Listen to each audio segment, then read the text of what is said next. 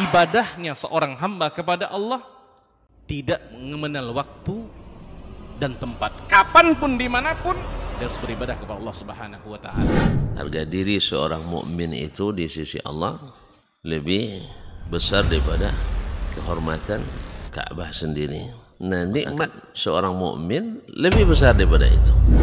Man amila li akhiratihi kafahu Allahu amra dunia. Barang siapa yang beramal untuk akhiratnya, Allah akan cukupkan baginya urusan dunianya. Berjuang dengan harta untuk membela agama Allah Subhanahu wa Ta'ala, hendaklah menjadi penopang terhadap dakwah ini, bukan sebaliknya yang menghalangi dakwah ini, tapi jadilah keluarga muslim yang menopang dakwah Islam. Kenikmatan dunia ini lebih remeh dari sekedar sayap seekor nyamuk. Tidak patut bagi seorang yang beriman bersedih ketika tidak mendapatkan kenikmatan dunia. Nabi SAW katakan, la tahkiranna 'anil ma'rufi syai'a walau an talqa akhaka biwajhin taliq. Jangan kamu pandang remeh suatu kebaikan walaupun sedikit. Apa sedikitnya? An talqa akhaka biwajhin taliq, muka senyum kepada saudaramu.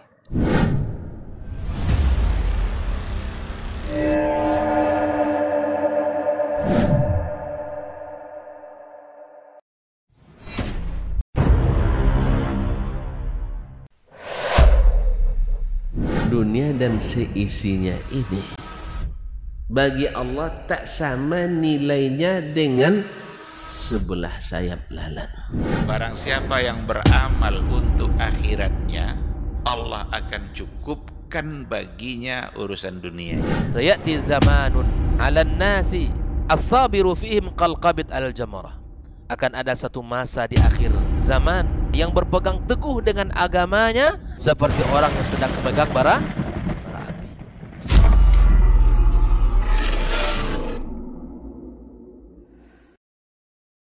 Majtama'a qaumun fi baitin min buyutillah yatluna kitaballah wa yatadarasunahu fima bainahum illa nazalat alaihimus sakinah wa ghasyiyatuhumur rahmah wa haffat bihimul malaikah wa dzakarahumullahu fiman indah.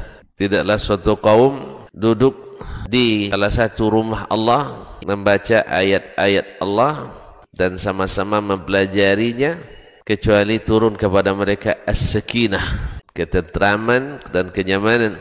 Wa ghasyiyatuhumur rahmah, dan mereka diliputi pula oleh rahmat, kasih sayang dari Allah Subhanahu wa taala.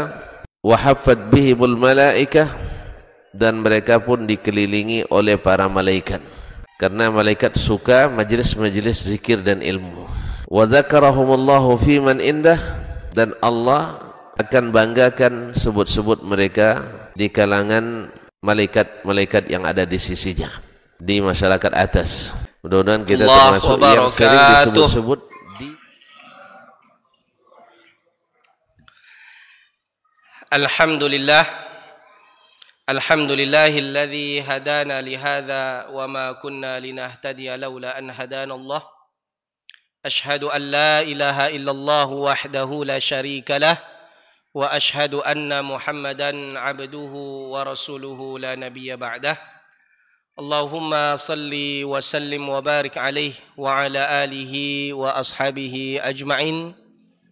Subhanaka la ilma lana illa ma 'allamtana innaka antal alimul hakim. Rabbi shrah li sadri wa yassir li amri wahlul 'uqdatam min lisani yafqahu qawli. Hasbunallahu wa ni'mal wakil, ni'mal maula wa ni'man nasir. Yang saya hormati tim KMTV, Pak Haji Adnan. Yang saya hormati Ketua Garuda Sakti Mengaji, Pak Edwin. Yang saya hormati alim ulama, muallim dan muallimah, cerdik pandai, bapak muslimin dan muslimat. Mudah-mudahan kita semua yang hadir di sini sentiasa mendapat rahmat Allah Subhanahu wa taala. Amin ya rabbal alamin. Bersyukur kita pada Allah Subhanahu wa taala yang mana Allah masih berikan kita kesihatan dan kesempatan. Kesihatan dan kesempatan kita boleh datang ke rumah Allah Subhanahu wa taala melaksanakan fardu maghrib berjemaah. Menunggu datangnya Isya, kita duduk dalam majlis ilmu. Yang mana Nabi sallallahu alaihi wasallam sabdakan, majtama'a qaumun fi baitin min buyutillah yatluna kitaballah wa yatadarasunahu bainahum illa nazalat alaihimus sakinah. Tidaklah berkumpul suatu kaum di salah satu rumah daripada rumah Allah, mereka membaca ayat Allah, mereka saling mengajarkan di antara mereka. Ada yang membaca, ada yang mendengar, ada yang berbicara, ada yang tidur. Tapi semuanya tetap mendapat rahmat Allah Subhanahu wa taala. Allah katakan, Nabi SAW sabdakan, illa nazalat alaihimus sakinah. Allah turunkan sakinah, ketenangan kepada mereka. Jadi kalau untuk mencari sakinah, mencari ketenangan, hadir dalam majlis ilmu. Orang yang susah tidur, datanglah majlis ilmu. Insya-Allah cepat tidurnya. Kemudian wa hafathumul malaikah wa dzakarahumullahu fiman indah. Allah Subhanahu wa taala, Nabi SAW sabdakan bahawa malaikat-malaikat rahmat akan menghampiri mereka. Kemudian Allah Subhanahu wa taala akan puji orang-orang yang hadir tersebut di hadapan para malaikat. Dan kita mohon pada Allah, mudah-mudahan kita termasuk daripada golongan hamba Allah Subhanahu wa taala yang dipuji oleh Allah Subhanahu wa taala. Amin ya rabbal alamin. Salawat dan salam kepada Nabi kita Muhammad sallallahu alaihi wasallam dengan mengucapkan Allahumma salli ala sayyidina wa nabiyyina Muhammad wa ala alihi wa ashabihi ajma'in. Mudah-mudahan dengan selawat kita kepada Nabi sallallahu alaihi wasallam, Allah Subhanahu wa taala berkati umur kita. Allah berkati harta kita, Allah berkati ahli keluarga kita, dan mudah-mudahan kita termasuk daripada golongan hamba Allah yang mendapat syafaat Nabi sallallahu alaihi wasallam di hari kiamat nanti. Amin ya rabbal alamin. Jemaah dikasihi oleh Allah. Malam ini saya mungkin nampak sedikit berbeza daripada sebelumnya. Biasanya saya bagi kajian tanpa membawa kitab. Hari ini saya bawa kitab. Kenapa saya bawa kitab? Bukan saya tak tahu. Jemaah dikasihi oleh Allah, sebenarnya ada masukan sedikit daripada jemaah. Ustaz, kenapa Ustaz bagi kajian tak ada bagi kitab Ustaz? Kata dia. Padahal yang saya sampaikan semuanya isinya dalam kitab. Tapi kenapa Ustaz tak bawa kitab? Okey, saya bagi tahu. Kami di Fakultas Al-Quran dan Dirasat Islamiyah di Universitas Islam Madinah, majoriti dosen-dosen, syekh-syekh yang mengajarkan di fakultas kami 90% mengajar tanpa kitab. Kalau jemaah, kalau rasa-rasa kurang percaya, pergi ke sana, hadir di sana. Sebab di Riau ni yang apa namanya, yang fakultas Al-Quran di Riau ni sampai sekarang baru 3 orang. Yang pertama Ustaz Murtado di Abu Darda. Yang kedua saya, yang ketiga adik saya. Baru 3 orang. Yang lain belum ada lagi. Selebihnya fakultas hadis, fakultas syariah, usuluddin. Kalau jemaah pergi ke fakultas Quran, saya tak tahu fakultas yang lain bagaimana, tapi fakultas Al-Quran hampir 90% apapun semua subjek daripada bahasa, daripada nahwu, sharaf, tafsir, ulumul Quran, semua sampai qiraat, semuanya tanpa kitab. Kita kira dulu mula-mula kita datang sana, ini syekhnya ada muqarrar atau tidak? Ternyata syekhnya ada muqarrar, dan para syekh di sana biasanya sebelum kajian mereka sudah menguasai apa yang mau disampaikan, sehingga mengajar tafsir semua tingkatan, semester 1, semester 2, semester 3, semuanya syekh tanpa kitab. Jadi hal itu sudah terbiasa di sana. Dan bahkan kalau ada orang yang baca kitab diketawakan malah. Ma tahfaz, kata. Engkau tak hafal ke, kata dia. Cuma di tengah masyarakat kita mengajar tanpa kitab ini menjadi suatu soal tanda tanya. Apa dari mana Ustaz sampaikan itu, kata.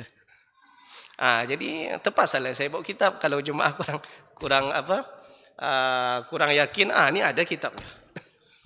Jemaah dikasihi oleh Allah Subhanahu wa taala. Kajian kita ini berkaitan dengan hikmah kisah-kisah dalam Al-Quran. Jadi kalau kita ceritakan tentang kisah dalam Al-Quran, kisah ini tidak akan kita dapat kisah ini langsung kita boleh lihat di dalam Al-Quran.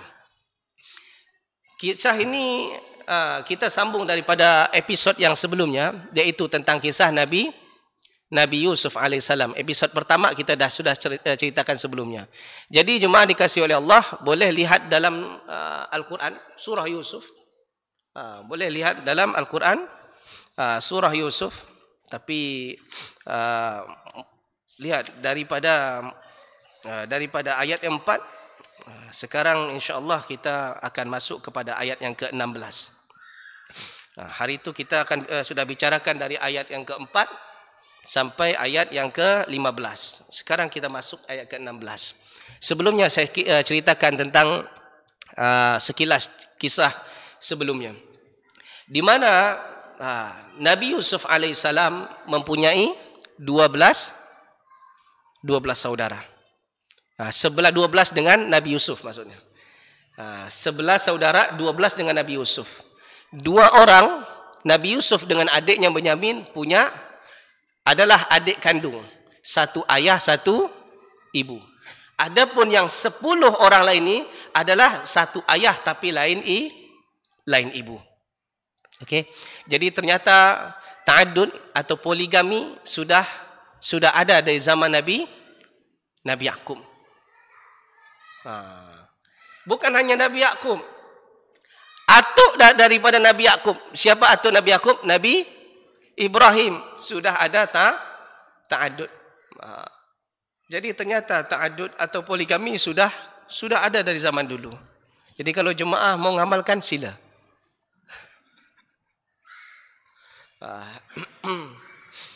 Tapi itu yang selalu saya sebutkan. Jika kita mau poligami, silahkan poligami. Tapi ingat, jangan jandakan istri demi menyelamatkan janda orang lain. Itu penting. Jangan jandakan istri demi menyelamatkan janda orang lain. Nak ta'addud, sila. Jemaah dikasihi oleh Allah Subhanahu wa taala.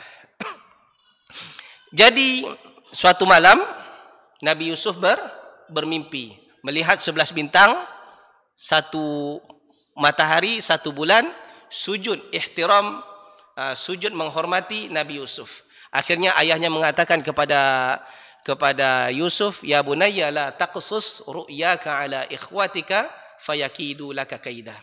Jangan engkau ceritakan mimpimu ini kepada sesiapa pun, walaupun kepada abang-abangmu, sebab takut dikhawatirkan bahawa mereka akan mencelakakan engkau. Akhirnya bagaimanapun menyembunyikan rahasia, lama kelamaan ini pun sampai kepada mereka. Dan mereka pun sebenarnya sudah mulai merasa, karena bapaknya yang dulu sebenarnya sudahlah sayang kepada Nabi Yusuf, dan kesayangan ini melampau daripada sebelumnya, sampai mereka mengatakan mereka katakan bahawa Yusuf wa akhuhu ahabbu ila abina minna, bahawa Nabi Yusuf dan adiknya lebih disayangi, lebih dicintai oleh bapak kita berbandingkan dengan cintanya bapak kepada kita.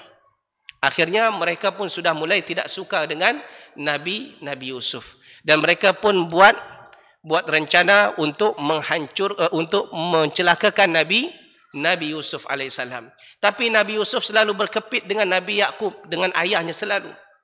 Akhirnya mereka pun berusaha untuk membujuk ayahnya supaya ayahnya membiarkan mereka untuk bermain bersama. Ayahnya tidak izinkan, tapi dengan bujuk rayuan akhirnya pun terizinkan. Akhirnya pergilah mereka. Falamma dhahabu bihi wa ajma'u ay yaj'aluhu fi ghayabatil jubb. Jadi ketika mereka pergi, mereka pun dah siapkan untuk mencelakakan Nabi Yusuf. Bagaimana caranya? Mereka masukkan Nabi Yusuf ke dalam perigi atau ke dalam telaga atau dalam sumur. Yang ketika itu tidak Tidak ada seorang pun yang tahu kecuali hanya mereka. Dan sumur ini terletak jauh daripada kampung mereka. Ketika mereka masukkan Nabi Yusuf ke dalam sumur tersebut, di sinilah mulai sambungan ceritanya. Waja'u abahum Aisyah ayyabkun. Mereka kembali menghadap bapaknya, menghadap ayahnya di waktu sore, sebab dia perginya pagi, waktu sore akhirnya mereka pun datang sambil yabkun, menangis. Tangisan apa ni? Tangisan drama. Tangisan sandiwara. Sebab manusia ini ketika menangis ada 3 hal. Yang pertama, boleh jadi dia menangis kerana bersedih. Yang kedua, seseorang menangis kerana apa? Gembira. Yang ketiga, seorang menangis kerana sandiwara. Ini susah ni jemaah. Kalau menangis kerana bersedih itu hal biasa. Itu fitrah manusia. Ketika ditimpa musibah, dia akan menangis. Boleh tak kalau seorang orang ditimpa musibah menangis? Boleh ke tak boleh? Boleh tak? Boleh. Itu fitrah. Nabi SAW, Nabi SAW ketika meninggal anaknya, Ibrahim bin Muhammad SAW, dan itu masih bayi, Nabi SAW menangis. Sampai-sampai para sahabat bertanya, "Ma hadza ya Rasulullah?" Apa ini ya Rasulullah? Kenapa engkau menangis? Nabi SAW katakan ini adalah rahmat. Ini adalah rahmat. Kata Nabi SAW, "Inna Allah la yu'adzibu bidam'il ain wala bihuznil qalb, walakin Allah yu'adzibu bihadza," wa asyara ila lisani. Nabi SAW katakan Allah tidak akan menghukum mayat. Allah tidak akan menghukum si mayat hanya kerana tetesan air mata atau kerana kesedihan hati ahli waris. Tidak. Walakin Allah yu'adzibu bihadza, akan tetapi manusia akan tetapi jenazah tersebut diazab kerana ratapan ahli warisnya, sambil menunjuk wa asyara ila lisani, sambil menunjuk lisan Nabi SAW. Jadi ketika ahli keluarga kita meninggal, lalu kita menangis dengan katakan Allahumma ighfir lahu, Allahumma ighfir lahu, Allahumma ighfir lahu, maka hal ini dibenarkan dalam Islam. Yang tak boleh itu macam mana? Abang, cepat sangat abang pergi abang. Ini hutang masih banyak lagi bang, anak masih kecil lagi bang. Nanti macam mana saya menyambung hidup? Itu yang tak boleh. Itu yang tak boleh. Tapi ada juga orang menangis, suaminya mati, dia sandiwara. Dia mana? Abang, mati abang. Dalam hatinya, dah lama aku tunggu ini. Depan orang menangis, tapi dalam hati dah lama aku tunggu ini. Sebab apa? Mungkin suaminya ni adalah suami yang tak baik. Jadi jemaah dikasihi oleh Allah Subhanahu Wa Taala, menangis kerana sedih itu fitrah. Dan menangis kerana gembira itu pun juga fitrah. Tapi kalau menangis kerana sandiwara, ini jadi masalah. Akhirnya mereka katakan, qalu ya abana. Mereka berkata ketika mereka berada di hadapan ayahnya, qalu, mereka berkata, ya abana, wahai bapak kami, wahai ayahku, inna nastabiqu wa tarakna Yusufa inda mata'ina fa akalahu dhi'b. Hai bapakku, hai bapak kami, kami pergi nastabiqu, kami pergi buat permainan, perlombaan. Karena sibuknya kami buat permainan, Nabi Yusuf ni masih kecil, so tak boleh join dengan kita. Akhirnya kita tinggalkanlah di dekat barang-barangan kami. Ketika itu datanglah serigala, fa'akalahu dhi'b, maka serigala itu memakannya. Wa ma anta bimu'minin lana walau kunna sadiqin. Ketika mereka berkata, dilihat bahawa bapaknya tidak percaya, lalu mereka katakan apa? Wa ma anta bimu'minin lana. Pasti engkau akan percaya pada kami. Engkau tak akan percaya kepada kami walaupun kami jujur. Ini sandiwara mereka. Lalu bagaimana? Waja'u ala qamisihi bidamin kadhib. Lihat ayat yang ke-18. Waja'u ala qamisihi bidamin kadhib. Mereka pun melanjutkan sandiwara mereka.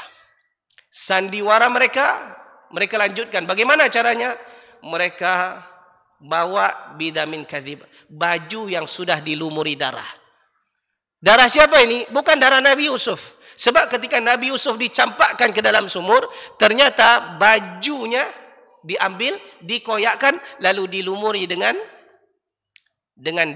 darah hewan. Datanglah kepada bapaknya, inilah darah Yusuf. Habis dimakan. Tengok bajunya koyak-koyak semua. Tengok jemaah dikasih oleh Allah. Mereka ini berdusta. Dusta kepada siapa nih? Pertama, dusta kepada ayahnya. Yang kedua, dusta kepada seorang Rasul. Iya kan? Ayahnya kan Rasul kan? Ayahnya Nabi Allah Subhanahu wa ta'ala. Ayahnya Nabi Allah berdusta kepada ayahnya, dan juga pada masa yang sama mereka berdusta kepada Nabi Allah. Berani kan? Lihat jemaah dikasih oleh Allah.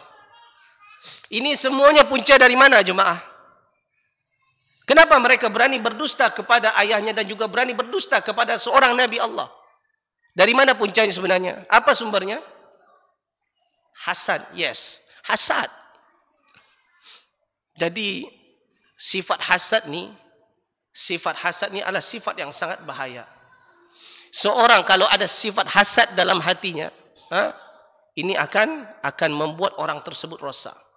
Sebenarnya sifat hasad ni ada pada diri setiap insan. Kalau ada orang mengatakan, oh si fulan tu hatinya bersih, tak ada hasad, tipu. Setiap orang ada sifat hasad. Cuma perbezaannya, orang beriman berusaha menyembunyikan sifat hasadnya, sifat dengkinya, dan menekan sifat hasad tersebut. Tetapi orang yang tak beriman atau orang yang kurang imannya, dia tampakkan hasadnya, dan dia perturutkan hasad tersebut. Akhirnya dia berubah menjadi orang jahat. Jadi kalau hasad ni diperturutkan, manusia bisa berubah menjadi jahat. Manusia bisa berubah menjadi jahat kerana sifat hasad. Dan lihat bahawa apabila kita melakukan suatu perbuatan dosa, maka seseorang itu akan ditarik untuk melakukan dosa kedua, ketiga, keempat sampai dia bertaubat pada Allah Subhanahu wa taala. Pertama dia hasad kan? Itu satu. Jadi akhirnya apa? Ditarik untuk mencelakakan. Siapa yang mau dicelakakan ni? Adiknya sendiri, saudaranya sendiri. Dah salah dah. Yang ketiga, apa yang mereka buat? Berani berdusta kepada ayahnya dan statusnya adalah seorang Nabi Allah Subhanahu wa taala. Lihat, bahaya kan? Ketika seseorang berbuat dosa, kalau tak cepat-cepat bertaubat pada Allah, maka dia akan ditarik untuk melakukan dosa kedua, ketiga, keempat sampai dia bertaubat pada Allah Subhanahu wa taala. Jemaah, seseorang kalau tak pernah berbuat dosa atau jarang melakukan suatu kesalahan tersebut, maka kalau sekali dia buat, dia akan menggigil, dia akan rasa takut. Contoh, orang tak pernah mengambil uang orang, ternyata ketika itu dia terdesak. Orang tak pernah ambil uang orang, ketika itu terdesak, perutnya lapar, ahli keluarganya lapar, anaknya menangis minta makanan, sementara dia tak ada makanan, tak ada duit, maka mungkin dia ketika itu dia berusaha mengambil uang orang. Ketika dia mengambil uang orang, pasti dia akan menggigil. Sebab apa? Sebab tak biasa mencuri. Tapi kalau orang biasa mencuri, orang biasa mengambil uang orang, jangankan sedikit, banyak pun dia libas. Kenapa ada orang berani corruption? Corruption, curi uang rakyat, uang negara berjuta-juta, bermilion-milion. Berbilion-bilion. Berani, kenapa? Karena sudah biasa. Jadi orang kalau sudah berani buat satu dosa yang kecil, maka dosa itu akan terbiasa dan dia akan menganggap remeh dosa tersebut. Betul? Inilah akibatnya. Pertama, dia merasa perbuatan hasad dia itu baik. Diperturutkan, akhirnya dia mencelakakan saudaranya sendiri. Diperturutkan lagi, apa jadinya? Berani berdusta kepada ayahnya, yang mana status ayahnya adalah seorang Nabi Allah Subhanahu wa taala. Jemaah dikasihi oleh Allah. Coba kalau kita comparekan, kita bandingkan dengan kisah sahabat Nabi SAW. Ada dalam surah At-Taubah, dua halaman terakhir. Dua halaman, surah Taubah, dua halaman terakhir. Allah sebut apa? Wa ala thalathatil ladzina khulifu hatta idza daqat alaihimul ardu bima rahubat wa daqat alaihim anfusuhum wa dhannu alla malja'a minallahi illa ilaihi thumma taba alaihim liyatubu innallaha huwa tawwabur rahim. Ayat itu bermula dari situ. So ceritanya ada tiga orang sahabat. Tiga orang sahabat yang bernama Ka'ab bin Malik, Hilal bin Umayyah, Murarah bin Rabi'. Siapa tadi? Ka'ab bin Malik, Hilal bin Umayyah, Murarah bin Rabi'. Tiga orang ini dihukum oleh Nabi SAW dan para sahabat, diboikot. Sampai-sampai istrinya pun ikut memboikot suaminya sendiri. Anaknya ikut memboikot bapaknya sendiri. Dan itu bukan kemauan mereka, tapi kerana perintah Nabi SAW. Apa salah mereka? So cerita sebab apa? Kerana mereka tertinggal perang Tabuk. Jadi kalau sudah diwajibkan untuk perang zaman dulu, kalau sudah diwajibkan untuk perang, kalau tak perang maka berdosa besar. Jadi ketika Nabi SAW cerita, Nabi SAW dan para sahabat balik daripada Tabuk, maka orang munafik berusaha membuat alasan palsu, berdusta di hadapan Nabi SAW. Akhirnya Nabi berikan uzur. Yang tiga orang ini ada dalam kitab tafsir, dalam tafsir manapun pasti kita jumpai kisahnya. Dan juga ada di dalam kitab Lubabun Nuqul fi Asbabin Nuzul, karangan Imam As-Suyuti rahimahullah ta'ala. Jadi tiga orang ini mereka sebenarnya boleh saja untuk membuat, bisa saja untuk membuat alasan palsu supaya bebas. Tapi mereka takut. Takut kenapa? Okey, kalau Nabi ni kita tipu, okeylah, dia mungkin bisa kita tipu. Tapi Rabb Nabi ni tak bisa kita tipu. Siapa dia? Allah. Kalau seandainya Allah bagi tahu kepada Nabinya, habis kita. Akhirnya apa? Mereka sendiri pun bersifat jujur kepada Nabi SAW. Ya Rasulullah, sebenarnya tidak ada yang menghalangi kami untuk perang Tabuk, tapi sebab mengundur-undur, kejap lagi, akhirnya tertinggal. Lihat, hukuman yang diberikan oleh Nabi SAW diboikot selama 40 hari. Dan ketika diboikot, apa yang terjadi jemaah? Para musuh-musuh Allah, orang-orang kafir berusaha membujuk tiga orang ini. Okey, engkau keluar aja daripada agama Muhammad, kata dia. Engkau masuk ke agama kami angkat engkau sebagai pemimpin, kami bagi engkau kesejahteraan, apa-apa kami bagi kepada engkau. Ketika itu mereka sudah mulai takut. Bersedih, sampai turun firman Allah tadi, wa ala thalathatil ladzina khulifu. Dalam surah At-Taubah cerita ini.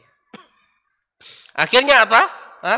Akhirnya turunlah firman Allah, ya ayyuhalladzina amanu taqullaha wa kunu ma'as sadiqin. Hai orang beriman, takutlah pada Allah, jadilah dirimu menjadi orang yang jujur seperti tiga orang tadi. Siap diboikot selama 40 hari. Demi bersifat jujur kepada Nabi Allah Subhanahu wa taala. Akhirnya asbab itu turun wahyu Allah Subhanahu wa taala. Jadi orang kalau sekali berbuat dosa dan ketagihan berbuat dosa, lama kelamaan dia akan berani untuk berbuat dosa kedua, ketiga, keempat. Jemaah yang dikasihi oleh Allah Subhanahu wa taala. Kalau kita lihat lagi, qala bal sawwalat lakum anfusukum amra fasabrun jamil wallahul musta'anu ala ma tasifun. Ketika bapaknya tahu ini darah tipu, ini darah bohong, bukan darah Nabi Yusuf. Engkau saja yang buat perbuatan burukmu ni baik. Fasabrun jamil, kesabaranlah yang terbaik untuk aku. Wallahul musta'anu ala ma tasifun. Hanya Allah lah tempat minta pertolongan atas kedustaan yang kamu buat, yang kamu reka-reka, yang kamu cipta-cipta. Jemaah dikasihi oleh Allah. Di samping hasad, mereka apa? Mereka mencelakakan Nabi Yusuf. dan mereka juga berdusta kepada Nabi Allah Subhanahu wa taala. Lihat, sebenarnya salah satu punca selain daripada mereka ini sifat hasad, puncanya daripada mana? Daripada ibu bapa yang tidak adil. Lihat ayat sebelumnya. Dia katakan apa? Idh qalu la Yusuf wa akhuhu ahabbu ila abina minna. Yusuf dan saudaranya lebih dicintai berbanding cintanya kepada kita. Jemaah, ketika kita diberikan rezeki oleh Allah Subhanahu wa taala punya anak lebih daripada satu orang, sudah confirm pasti anak kita ini mempunyai kelebihan satu daripada yang lainnya. Betul tak? Kalau kita punya anak 3 orang, 4 orang, dari 4-4-nya ni tak sama jemaah. Pasti ada yang lebih daripada yang lain. Betul tak? Pasti ada yang lebih. Mungkin kalau semuanya perempuan, yang satu ni lebih beautiful, lebih cantik berbandingkan yang lain. Kalau yang ni lelaki, mungkin ni lebih handsome dibandingkan yang lain. Mungkin satu ni lebih bijak, lebih pintar, lebih pandai dibandingkan dengan saudara-saudaranya yang lain. Pasti akan ada. Pasti akan ada. Biasanya ketika itu Allah Subhanahu wa taala menguji ibu bapa itu sendiri. Maka syaitan disitulah dia rosak rumah tangga. Salah satunya maka diajaknya, ditariknya seorang ibu bapa itu untuk bersifat tidak adil atau pilih kasih di antara anak-anaknya. Ni anaknya ada 2, satu pintar, satu stupid. Satu pintar, satu kurang pintar. Okey? Satu pandai, satu kurang pandai. Jadi kadang-kadang kecintaan ayah ni lebih kepada anaknya yang pintar ni. Dikit-dikit anaknya yang pintar, dikit-dikit anaknya yang pintar ni. Ditambah lagi apa jemaah? Ditambah lagi kadang-kadang ibu bapa ini membandingkan antara anak-anak mereka. Engkau ni nakal, engkau tengok tak ada prestasi. Lihat abang kau, lihat adik engkau. Lihat di juara di sekolah. Engkau ni dapat apa? Kata dia. Ada kan? Orang seperti ini ada jemaah. Lihat abang, dibanding-bandingkan jemaah. Setiap anak ni mempunyai kelebihan masing-masing. Kadang-kadang si fulan mungkin bijak, hebat, pintar. Yang satu lemah, tapi kita tidak tahu masa depannya. Boleh jadi yang lemah ini yang lebih banyak bermanfaat untuk umat, bahkan juga lebih bermanfaat untuk ibu bapanya sendiri. Dan berapa banyak anak-anak yang pintar, anak-anak yang hebat menghabiskan masanya di luar negeri. Menghabiskan masanya dengan isteri dan anak-anaknya. Sementara yang jaga mak bapak itu siapa? Anak-anaknya yang bodoh, anak-anaknya yang lemah. Dan bahkan ketika bapa ibu itu sakit, siapa yang jaga? Kadang-kadang anaknya yang lemah. Orang tua anaknya yang pandai, hanya telefon aja. Gimana kabar mak? Gimana kabar bapak? Okey, kalau kurang uang aku kirimkan. Setakat itu aja. Yang bersabar yang menguruskan mak bapak di hari tua siapa? Kadang-kadang anaknya yang kurang. Betul kan? Dan bahkan ada juga kadang-kadang anak yang lemah ini yang memandikan, yang menyolatkan, bahkan yang memasukkan ibu bapa ke liang lahat, sementara anaknya yang hebat sibuk dengan keluarganya. Kita tidak tahu masa depan jemaah. Namun segelintir ibu bapa bersifat tidak adil di antara anak-anaknya. Dah masuk solat. Dah, azanlah dulu.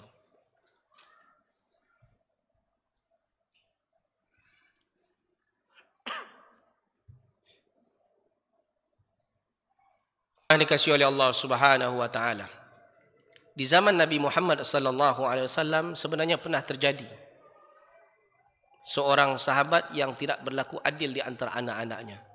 Kisah ini disebutkan lihat dalam kitab Riyadhus Shalihin daripada Nu'man bin Bashir. Nu'man bin Bashir. Jadi suatu hari Bashir ni ayahnya. Ayahnya Bashir, Nu'man bin Bashir. Bukan Nu'man bin Thabit. Kalau Nu'man bin Thabit itu lain. Siapa Nu'man bin Thabit? Abu Hanifah. Ini Nu'man bin Bashir. Jadi suatu hari Bashir memberikan hadiah yang cukup besar kepada Nu'man anaknya. Di riwayat lain mengatakan bahawa hadiah tersebut adalah seorang hamba, seorang budak. Lalu kata ibunya Nu'man, dia tidak puas hati sampai pemberian atau hibah tersebut dipersaksikan di depan Nabi SAW. Lalu Bashir membawa Nu'man ke depan Nabi SAW. Diceritakanlah bahawa ibunya Nu'man ingin saya menjadikan engkau sebagai saksi atas pemberian ini. Lalu kata Nabi SAW, ya Bashir, alaka waladun siwa hadha? Hai Bashir, engkau punya anak lain tak selain daripada Nu'man? Apa kata Bashir? Naam, aku punya anak lain. Daripada Nu'man ini ada lagi yang lain, kata dia. Awahabta lahu mithla hadha? Nabi bertanya lagi, adakah engkau berikan anak-anakmu yang lain seperti mana engkau memberikan kepada Nu'man? Tak. Aku hanya bagi pada Nu'man aja, yang lain aku tak bagi, kata dia. Apa kata Nabi SAW? Fala tushhidni idhan fa inni la ashhadu ala jawr. Kalau begitu, jangan kau persaksikan perbuatanmu di hadapanku ini. Kerana aku tidak akan menjadi saksi terhadap orang yang tidak berlaku adil di antara anak-anaknya. Jadi kalau kita punya anak lebih daripada satu orang, harus siapkan sekuensinya. Harus bersifat adil di antara anak-anak kita. Jangan mentang-mentang ini lebih beautiful, lebih cantik daripada yang lain, sayangnya tertumpu pada dia dibandingkan yang lain. Jangan mentang-mentang ini handsome, ganteng dibandingkan yang lain, lebih tertumpu kepada dia sementara yang lain diabaikan. Tak boleh. Jangan yang ketika ini semua permintaannya diberikan on the spot. Apapun yang diminta langsung. Walaupun besar kecil dibagi. Tapi kalau si fulan yang minta, esoklah, lusalah, minggu depanlah, janji sampai ketua tak dibagi. Perbuatan ini tak boleh, jemaah. Perbuatan ini tak dibenarkan oleh Nabi SAW. Amma yasurruka ayyakunu laka fil birri sawa'. Lalu Nabi SAW bertanya kepada si Bashir tadi, suka tak engkau jika kamu kalau punya anak banyak dan anakmu adil dalam memberikan kasih sayang kepadamu? Bashir pun menjawab, yes, naam, bala. Maksudnya, kalau kamu punya anak 5 orang, kamu suka tak 5 ni sayang ke 5-5-nya pada engkau, atau engkau suka satu saja sayang pada engkau? Boleh faham? Mereka menjawab, Bashir menjawab, yes. Ya Rasulullah, aku suka kalau aku punya 5 orang, 5 ni sayang padaku. Aku tidak ingin satu sayang, yang 4-nya benci padaku. Aku tak ingin 2 yang sayang, 3 benci padaku. Aku tidak suka. Aku ingin semuanya, kalau 5 sayang padaku. Kalau 7 ke 7-7-nya sayang padaku. Maka begitu juga anak-anakmu. Mereka ingin keadilan, kasih sayang daripada ibu bapa mereka. Jadi kalau anak derhaka kepada ibu bapa, saya bukan membenarkan kederhakaan. Tapi kalau ada wujud anak derhaka kepada ibu bapa, jangan salahkan 100% kepada anak. Lihat dulu perbuatan ibu bapa. Boleh jadi itu berpunca, bersumber daripada ibu bapa yang tidak berlaku adil. Dan ini terjadi, jemaah. Kalau seandainya dia punya anak yang satu ni, Masya Allah, pendapatan dia satu bulan mungkin berpuluh-puluh juta. Yang satu ni kais pagi makan pagi, kais petang makan petang. Boleh faham tak tu? Kais istilah Malaysia seperti itu. Kais pagi makan pagi, kais petang makan petang. Maknanya kerja baru dapat makan. Itu pun hanya cukup-cukup aja. Tak boleh untuk simpan. Oh, kalau datang yang kaya ni, welcome. Kalau balik ke kampung, welcome, disiapkan. Tapi kalau yang datang ni orang miskin, balik juga engkau. Tak balik pun tak apalah, kata dia. Susah-susah sangat, kata dia. Ini sindiran kepada anak. Anak yang baik kadang-kadang dia tidak menjawab. Tapi bukan bermakna dia tidak punya hati. Dia punya hati. Bahkan yang sangat menyedihkan bukan hanya kepada anak, kepada cucu pun juga kena. Berapa banyak nenek atuk, nenek dan kakek yang kalau seandainya itu cucu daripada anak yang kaya disayang-sayang, tetapi kalau itu cucu daripada anaknya yang miskin diabaikan. Oh, kalau ini cucu dari anak yang kaya, kalau makan dikasih Kasih makan yang sedap-sedap, kasih nasi. Jangan-jangan hati-hati ketulangan. Tapi kalau anak cucu daripada anak miskin, alah makan ajalah itu. Membazir nanti itu. Tak perlu nasi panas, nasi sejuk itu pun boleh dimakan. Ya Allah. Cucu tu bukan tak punya perasaan, dia diam aja. Dalam hatinya berkata-kata jemaah.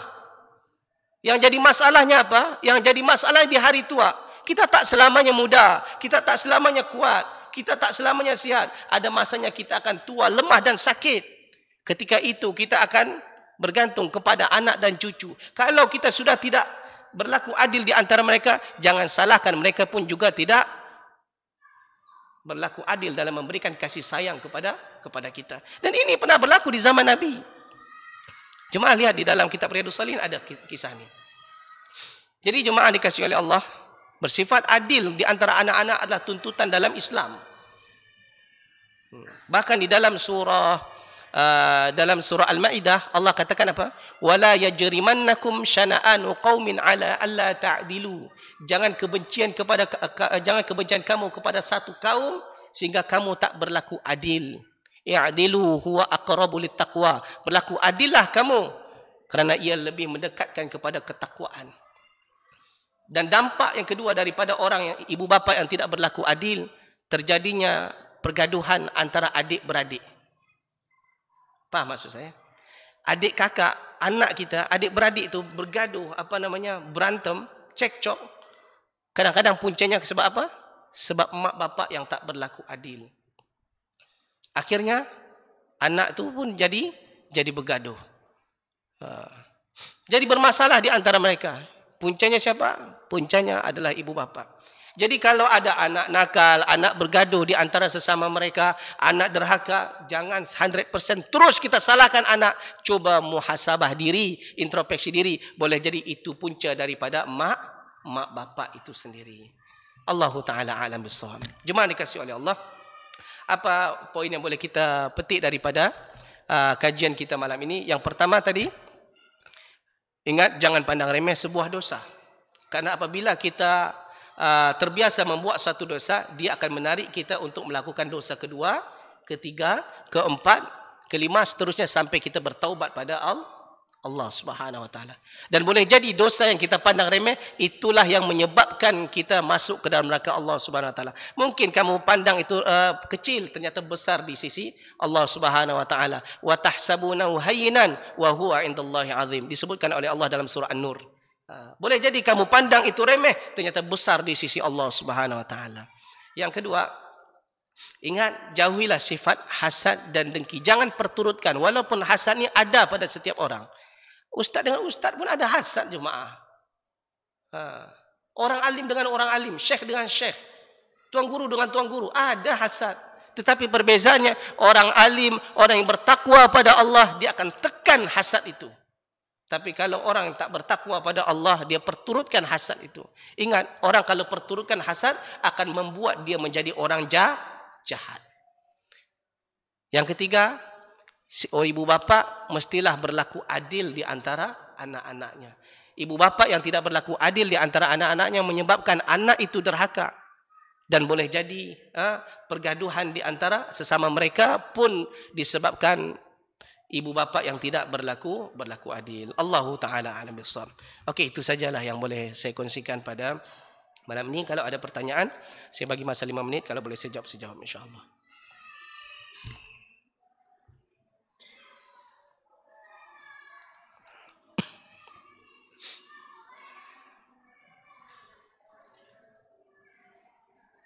Tak ada? Okey. Kalau tak ada pertanyaan, mungkin dah faham ke belum ni? Faham ya? Okey, kalau ada betul tu datang dari Allah, silap salah itu berpunca daripada kebodohan dan kejahilan sendiri. Subhanakallah bihamdik asyhadu an la ilaha illa anta astaghfiruka wa atubu ilaik. Assalamualaikum warahmatullahi wabarakatuh.